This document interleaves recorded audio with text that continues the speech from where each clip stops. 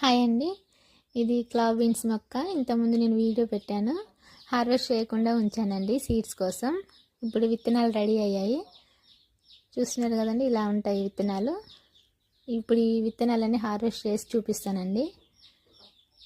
ఇంకా అలాగే ఉంచడం వల్ల ఏమవుతుంది, టబ్లో పడేసి మళ్ళీ మొక్కలు వస్తున్నాయండి. అందుకని ఇక తీసేస్తే నెక్స్ట్ వచ్చే పూతకి కొంచెం బలం వస్తుందండి మొక్కకి.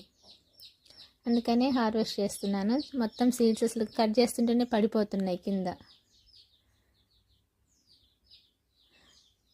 చూడండి, ఈ విధంగా డ్రై అయిపోయినాయి మొత్తం. హార్వెస్ట్ చేసి చూపిస్తానండి సీడ్స్ ఎన్ని వచ్చాయో.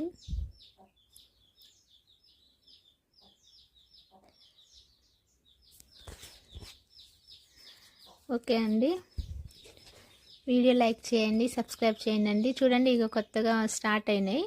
ఇప్పుడు మనం